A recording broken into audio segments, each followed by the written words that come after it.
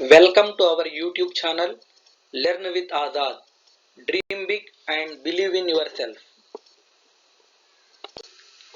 आज के इस वीडियो में हम क्लास 7 के सबक न्यूट्रिशन इन एनिमल्स जानवरों में तग़ज़िये से मुताल्लिक़ मल्टीपल चॉइस क्वेश्चन देखेंगे। पहला सवाल है, पेचीदा ग़िज़ाई मादों को सादा अशिया में तोड़ने का अमल क्या कहलाता है? Breakdown of complex food materials into simple materials is known as digestion. इसका आंसर है digestion. अगला सवाल है, दांतों के खराब होने की बुनियादी वजह है, दांतों के सड़ने की वजह, ये दांतों में फंसी हुई ग़िज़ा पर बैक्टीरिया जमा होकर तुरशा तैयार करना, बी तेजी से खाना, सी बहुत ज्यादा चर्बियों वाली ग़िज़ा का इस्तेमाल करना, डी पानी कम पीना। तो इसका आंसर है ऑप्शन ए, यानी दांतों में जो ग़िज़ा फंस जाती है उसमें बैक्टीरिया जमा होकर तुरशा पैदा करते हैं, एसिड पैदा करते हैं, जिसके जरिए से दांत खराब हो जाते हैं। अगला सवाल है, इंडिजेशन इन्फेक्शन और फूड पॉइजनिंग की वजह से होता है। तो ऑप्शन है ये खांसी, बी छींकना, सी चॉकिंग और डी पेचिश यानी डायरिया। आंसर है डी पेचिश डायरिया। फूड पॉइजनिंग की वजह से होने वाली बीमारी है और वो एक इन्फेक्शन भी है। अगला सवाल है, डायरिया से मुतासिरा शख्स को ये कसीर मिकदार में देना चाहिए?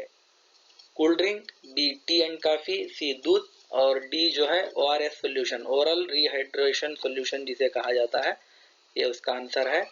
कसीर मिकदार में ऐसे शख्स को जो है ORS देना चाहिए। अगला सवाल है, ग़िज़ा के हाजिमे के अमल में लुआब का क्या रोल होता है? Role of saliva in digestion of food. Option है ये प्रोटीन्स के हाजिमे का काम अंजाम देना, बी चर्बियों के हाजिमे का काम अंजाम देना, सी कार्बोहाइड्रेट्स के हाजिमे का काम अंजाम देना और डी ग़िज़ाई अज्जा के हाजिमे में कोई रोल नहीं होता। तो इसका आंसर है ऑप्शन सी, कार्बोहाइड्रेट्स के हाजिमे का काम अंजाम देता है लुआब।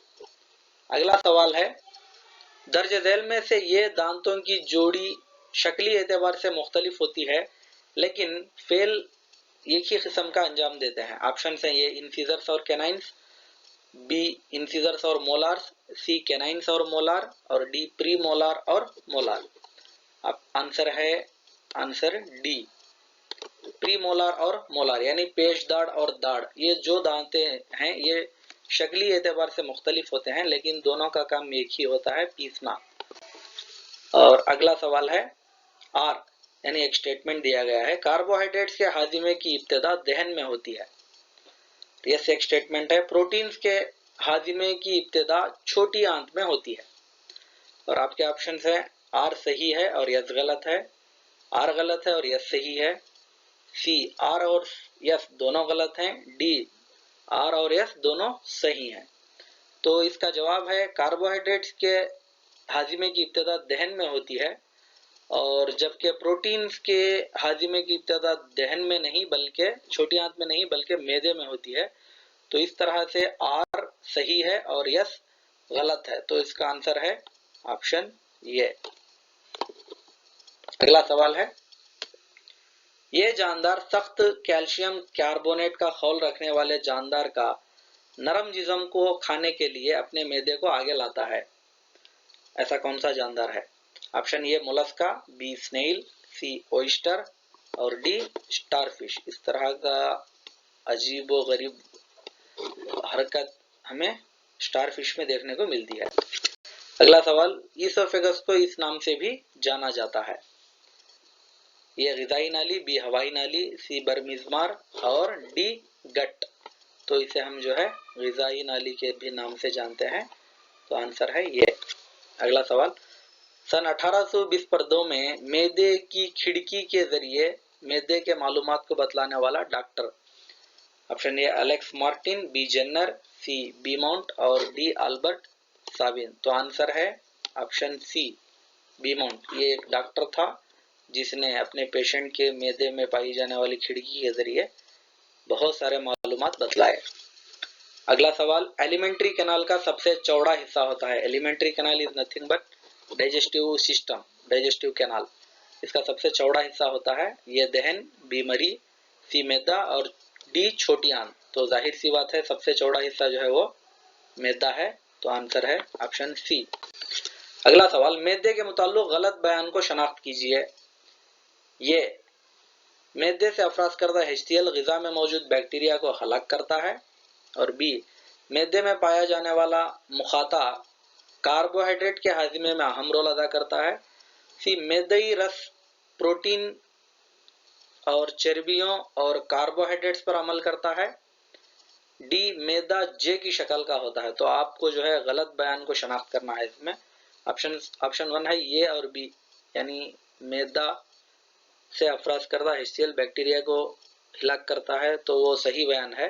तो ऑप्शन 1 तो नहीं है। और ऑप्शन 2 अगर बी और सी देखेंगे तो मुखाता कार्बोहाइड्रेट के हाजिमे में कोई रोल अदा नहीं करता, और सी मैदई रस प्रोटीन और चर्बियों के हाजिमे में नहीं, ये भी तो गलत है।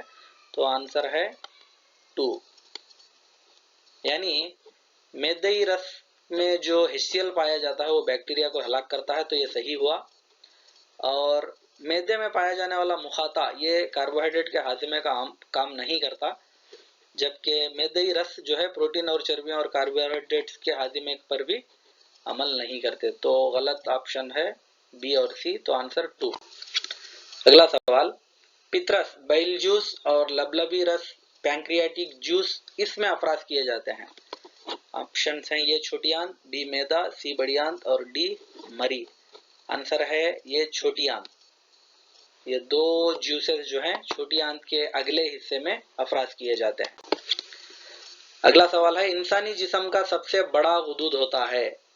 ये लबलबा पैंक्रियास, बी जिगर, सी पिट्यूटरी ग्लैंड नखाई गुदूद, डी थायराइड ग्लैंड।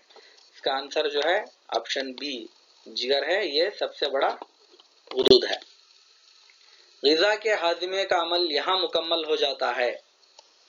ये बड़ी आंत, बी मबरस, सी वाय मुस्तकीम और डी छोटी आंत। The process of completion of digestion is in small intestine, यानी छोटी आंत में हाजिमे का अमल मुकम्मल हो जाता है।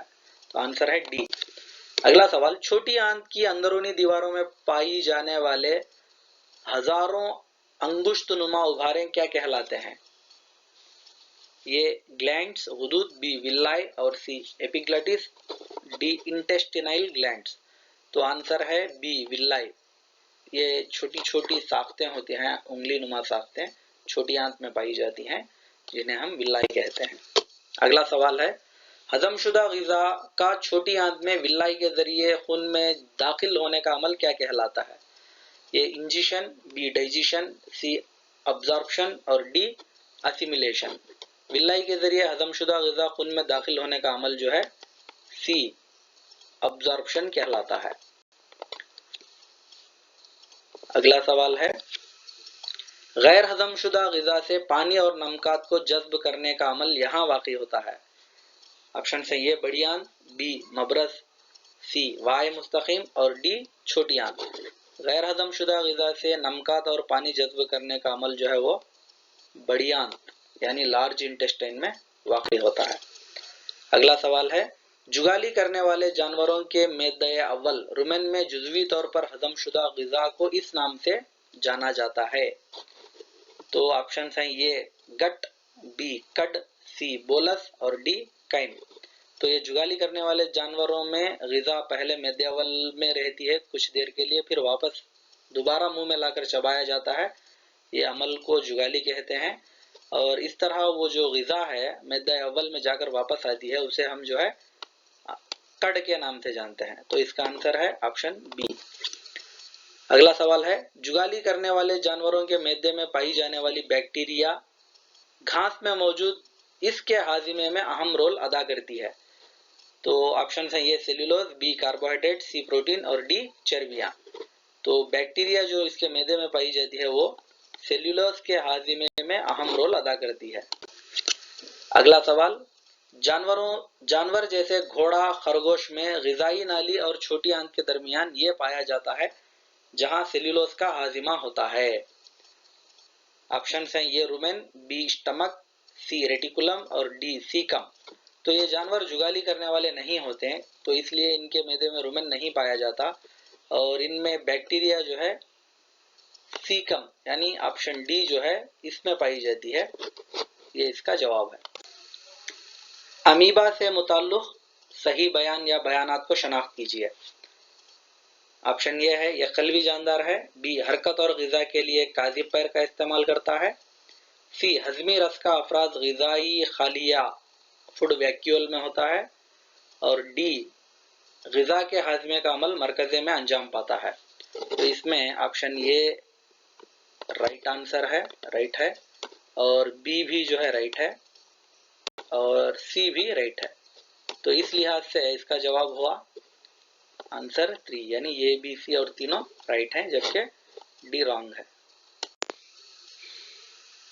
इंसानी हजमी निज़ाम में वाक़ई होने वाले मराहिल तरतीबवार सीक्वेंस, करेक्ट सीक्वेंस को शनाख्त करना है। Option A, ingestion, absorption, assimilation, digestion, आखिर में एजेशन। ऑप्शन बी है डाइजेशन, असिमिलेशन, अब्जॉर्प्शन, एजेशन और इंजीशन। ऑप्शन सी है इंजीशन, अब्जॉर्प्शन, डाइजेशन, असिमिलेशन और एजेशन। ऑप्शन डी है इंजीशन, डाइजेशन, अब्जॉर्प्शन, असिमिलेशन, एजेशन। तो इसकी सही तरतीब है आंसर डी। तो पहले इंजीशन होता है यानी निगलना, फिर डाइजेशन होता है हाजिमा, फिर अब्जॉर्प्शन इंजिजाब, फिर इंजिमाम और फिर एजेशन। अगला सवाल है, अमीबा अपनी ग़िज़ा का हाजिमा यहाँ अंजाम देता है। ऑप्शंस मरकज़े में, बी साइटोप्लाज्म खलिया माये में, सी ग़िज़ाई खलिये में और डी ग़िज़ाई नाली में। तो इसका आंसर है ऑप्शन सी ग़िज़ाई खलिया, जो फूड वैक्यूल है उसमें हाजिमे का अमल अंजाम पाता है। अगला सवाल है, जोड़ लगाएं। 1 कार्बोहाइड्रेट, बी प्रोटीन, सी चर्बियां।